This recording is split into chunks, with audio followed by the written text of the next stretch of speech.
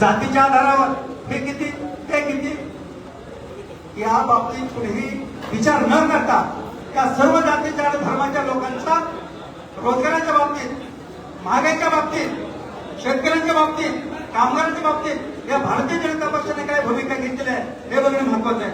आणि म्हणून मी आपला अधिक वेळ घेणार नाही. मी कॉम्रेड अजय बोरांडे यांनाही गोष्ट विनंती करतो की त्यांनी मार्क्सवादी कम्युनिस्ट पक्षाच्या वतीनं बाप्पाला पाठिंबा दिलाय, ते बाप्पाला पाठिंबा देण्याविषयी 2 शब्द बोलतील. कॉम्रेड अजय बोरांडे. खरं म्हणजे भारतीय कम्युनिस्ट पक्षाची या जिल्ह्याची परंपरा फार मोठी आहे. कारण क्रांतिसिंह नाना पाटील या जिल्ह्यामधून विळंबीच्या चिन्हावर खासदार झालेले आहेत. यांचे वडील कॉम्रेड गंगाधरप्पा बोरांडे जनता राजवटीच्या काळामध्ये कम्युनिस्ट म्हणून दिल्लीला खासदार म्हणून शपथ घेतलेली आहे. आणि म्हणून कम्युनिस्ट पक्षाची सुद्धा या जिल्ह्यामध्ये फार मोठी परंपरा आहे. कॉम्रेड बोरांडे बोलतो. 2024च्या या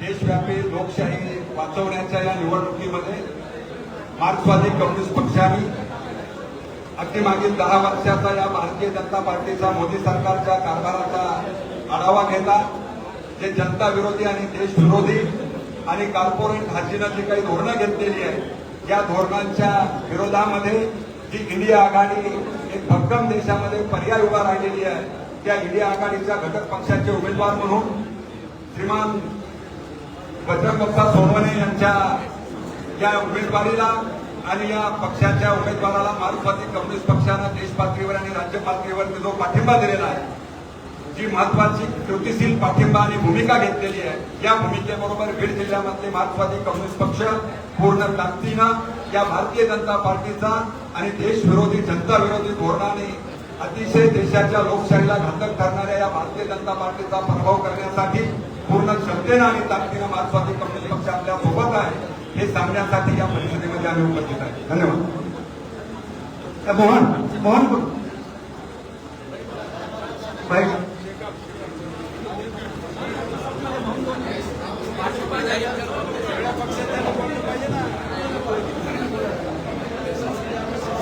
बीड लोकसभेच्या होणाऱ्या निवडणुकीच्या प्रसंगी डेमोक्रॅटिक पार्टी ऑफ इंडियाच्या वतीनं महाविकास आघाडीचा पाठिंबा या ठिकाणी आदरणीय शरद पवार साहेबांच्या सोबत आम्ही युतीमध्ये आहोत.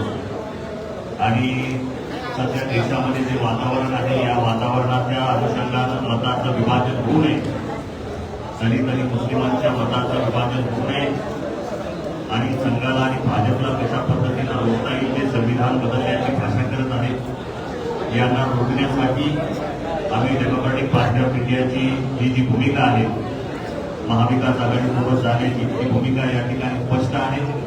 राहिला प्रश्न बीड लोकसभा मतदारसंघाचा, पंकजाताई मुंडे याच्या वारसाप्रमाणे वारंवार त्यांचा परिवार सत्तेमध्ये येत आहे, ज्या स्वतःला उत्तोड कामगारांच्या नेत्या म्हणत आहेत.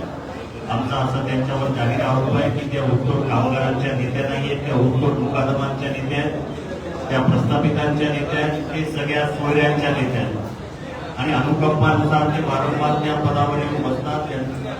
यावेळेस शेतकरी पुत्र असणारे बजरंग बाप्पा सोनवणे यांच्या पाठीशी आम्ही ताकदीनं या ठिकाणी उभा राहत आहोत. ज्या पद्धतीनं दलित आणि मुसलमानावर ज्या पद्धतीनं भाजप सरकारच्या वतीनं अतिरेक केला जातोय त्याला रोखण्यासाठी ही देशाची निवडणूक आहे. पंकजाताई मुंडे यांना रोखणं म्हणजे जे 400 पारचा नारा देत आहेत, जे तडीपार असणारे 400 पार म्हणत आहेत, त्यांना रोखण्यासाठी एक आमचं योगदान म्हणून पंकजाताई मुंडे यांना सुद्धा रोखणं गरजेचं आहे. लोकसभामध्ये त्यांना पाठवणं म्हणजे मोदींना त्या ठिकाणी सपोर्ट करणं असं या ठिकाणी आमचं म्हणणं आहे. म्हणून पंकजाताईंना सुद्धा या ठिकाणी कशा पद्धतीने दलित आणि मुस्लिमांचं मतदान होणार नाही यासाठीचा प्रचार यंत्रणा आम्ही या आदरणीय बाप्पांच्या माध्यमातून या ठिकाणी करत आहोत. धन्यवाद.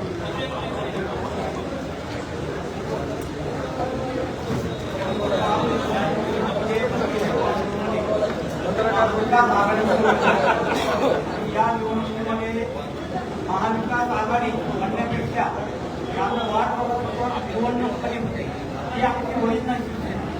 मोदी साहेबांना दाखवायचे की ओरिजिनल शिवसेना कोणती आहे आणि आम्ही जखमी व्हावे शिवसेना निवडणूक त्यांना उद्धव साहेबांना एवढा त्रास दिला या उद्धव साहेबांच्या उत्तर देण्यासाठी आम्ही एक त्या उमेदवाराला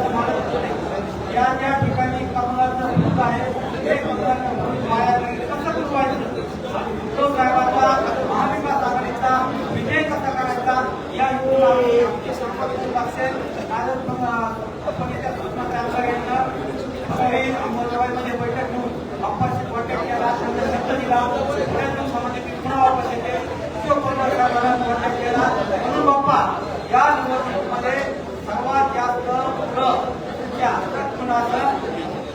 आदर केलेला शिवसेने शाखा प्रमुखापासून पदाधिकारी असतात सर्व त्या पाठीशी आहेतच पण तुमच्या पुढे सुद्धा आहेत कारण म्हणजे या निवडणुकीमध्ये आम्हाला मोदी आणि शहा एक एक माणूस वाढून टाकायचा म्हणून शिवसेना उद्धव बाळासाहेब ठाकरे सर्व शिवसैनिक वापस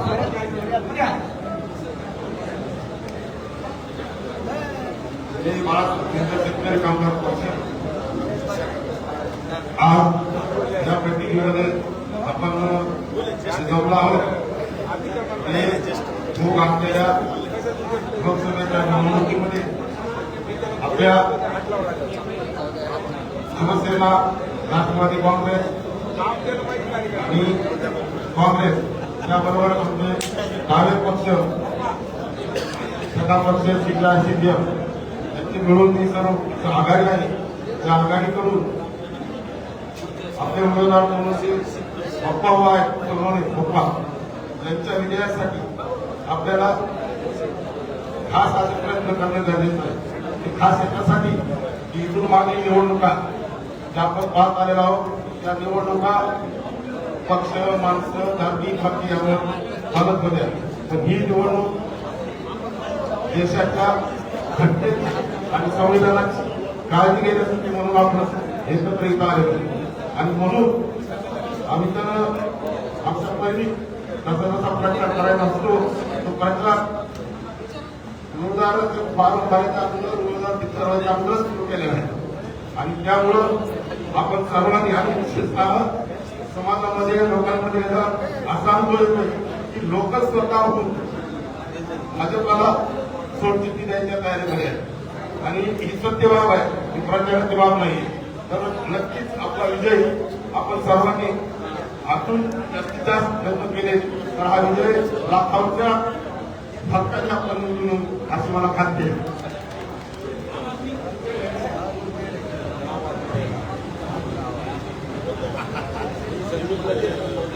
इथे मंचावर उपस्थित समोर पत्रकार बंधू आम आदमी पार्टी एक छोटा 2 शब्द बोलणार आहे इथं शिवसेनाचे माझे बंधू आहेत शेर भी घायल है आम जनता भी घायल है शेर भी घायल है आम जनता भी घायल है सलमान खान ने एक डायलॉग बोला था डायलॉग जो बोला था ये जो क्या बोलते हैं ये आम जनता है इसको छेड़ो मत ये सोया हुआ शेर है इसको ज्यादा छेड़ोगे तो चीर फाड़ देगा इसी तरह इस मोदी सरकार ने आम आदमी को छेड़ा है सोए हुए शेर को भी छेड़ा है अभी चीर फाड़ के सिवाय बचने वाला नहीं है आम आदमी ज्या राज्यामध्ये काम करते जर या देशामध्ये काम करत असतील आरोग्यावरती काम करत असतील शिक्षणावरती काम करत असेल सामान्य जनतेच्या सामान्य प्रश्नावरती काम करत असेल आणि जर त्यांना जेलमध्ये टाकण्याचं काम ही भारतीय जनता पार्टी करत असेल तर येणाऱ्या काळामध्ये आम आदमी पार्टी म्हणून आणि आम जनता म्हणून आम्ही या इंडिया आघाडी सोबत आहोत आणि जिथपर्यंत आमची ताकद आहे तोपर्यंत बदल बाप्पा सोनवणे यांना विजयी करण्यासाठी दिनरात एकत्र करू. धन्यवाद. जय हिंद जय महाराष्ट्र.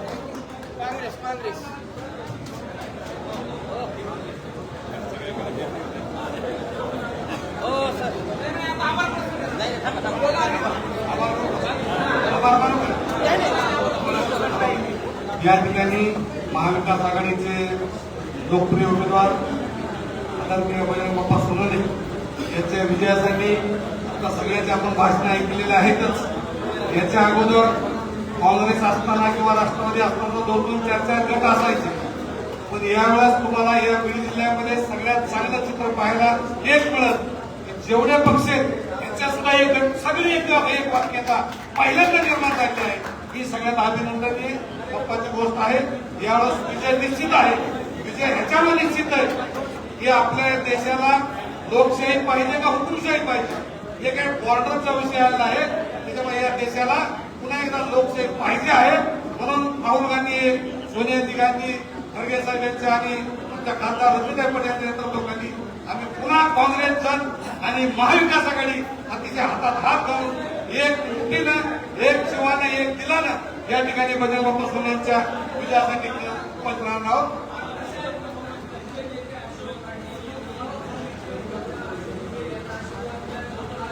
अशोकरावजी पाटील साहेब आणि अशोकराव हिंगे हे काही काळापासून काँग्रेसचे कार्यकर्ते होते. ते त्यांच्या कुटुंबामध्ये यायचे, जायचे, बसायचे. त्यांचे आणि आमचे आजचे कौटुंबिक संबंध आहेत, पण संबंध वेगळे आणि पक्ष वेगळा, संबंध वेगळे आणि राजकारण वेगळं, आणि संबंध वेगळे आणि मत वेगळे. म्हणून काँग्रेसचे आज तुम्ही परवा ऐकलं असं खासदार रत्नाचं भाषण ऐकलं असं अशोकराव पाटील साहेबांनीच केलेला फार मोठी बैठक या ठिकाणी झालेली आहे. आपण त्या ठिकाणी फार मोठी 1000 लोकांची बैठक घेऊन त्यांनी सांगितलं यावेळेस बजरंग बाप्पा सोनवणे तुतारी माणूसदारी तुतारी पुढं 100% बटन दाबून विजयीच करणार आहेत एवढं अशोकराव पाटलांनी शपथ घेतलेली आहे. धन्यवाद. आदरणीय शरद पवार साहेबांच्या पक्षाचे आणि सर्व इंडियाच्या घटक पक्षाचे अधिकृत उमेदवार आमचे बंधू बजरंग बाप्पा सोनवणे यांच्या प्रचाराच्या निमित्तानं आपल्या सगळ्यांची पत्रपरिषद आज आयोजित करण्यात आलेली होती. या पत्रपरिषदेच्या माध्यमातून आमचा उमेदवार कसा उजवा आहे हे प्रत्येक घटक पक्षाच्या नेत्यांनी सांगितलेले आहे. मूळ मुद्दा आणि मूळ गाभा हा आहे की देशामध्ये ज्या पद्धतीने हुकुमशाहीचं अराजक असं राज्य 2024 ला अतिशय पाशवी बहुमताने आणण्याचा प्रयत्न एनडीएच्या या सगळ्या पक्षाचा आहे. त्याला मुठमाती जर द्यायची असेल तर मला वाटतं आता वकील संघाच्या बैठकीतही आम्ही सांगितलं की आम्ही वकील बंधू सुद्धा सगळे स्वतःहून बजरंग बाप्पाच्या प्रचाराची तुतारी हाती घेऊन आम्ही काम करत आहोत. मला वाटतं माणसाने हातात घेतलेली तुतारी अशा प्रकारचा शुभ संकेत आदरणीय शरदचंद्रजी पवार साहेबांच्या पक्षाचा आहे. यातच मला वाटतं खूप सारं आलेलं आहे. आणि या देशामध्ये ज्या पद्धतीनं एनडीए आणि भारतीय जनता पार्टी आता आमच्यातही विषय काढला की माननीय अजितदादा पवार साहेब म्हणाले की आता महिलांना आणि मुलींना अशी वेळ येणार आहे की द्रौपदी सारखी अवस्था या महाराष्ट्रामध्ये मुलींची होती काय, अशी अवस्था होते काय असं अजितदादा म्हणाले. म्हणून मला असं सांगायचं की अजितदादा RSS साठी मनुवादी वृत्तीच्या पक्षाकडे वळत चाललेले. त्यामुळे मला वाटतं मोठ्या प्रमाणावर बीड जिल्ह्यातच नव्हे तर संपूर्ण महाराष्ट्रात जो 50% महिलांचा टक्का आहे तो तुतारीच्या पारड्यात मतदान केल्याशिवाय